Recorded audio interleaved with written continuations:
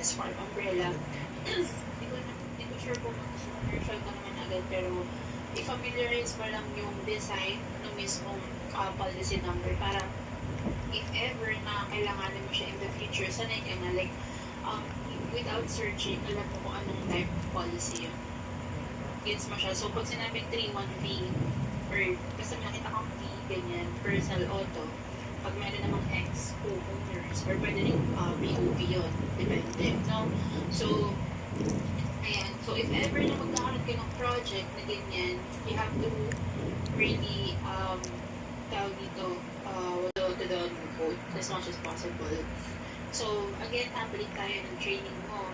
Kapag hindi siya natutugma, discrepancy sa averages. Like, halimbawa, 250/500 siya sa farm family. Correct?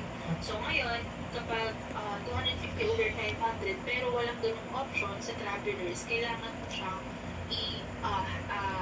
tawag dito, you have to orient them or parang kumbaga make them aware na ano po ba yung default na ilalagay mo dyan sa pagkukode mo sa DRE, something ganun. Kasi kailangan mirror.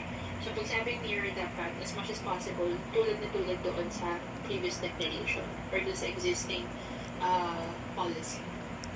Okay? Kasi ganyan yung medyo, meron kasi mga ganyan discrepancy. So, kung travelers naman yung pagkukodan mo, discrepancy. So, kung ano yung nandoon, yun lang din yung makikita mo. Okay?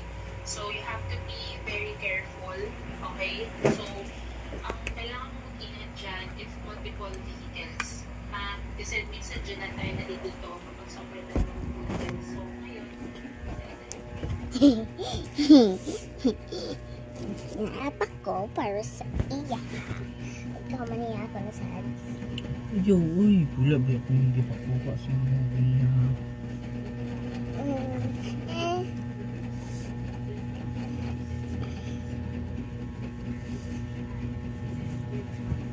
Ako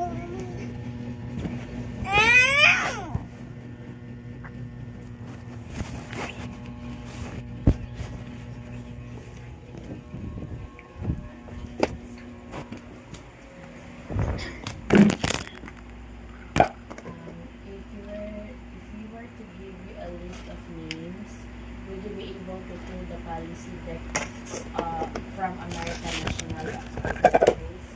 We are able to upload them to Is daghan pa ka.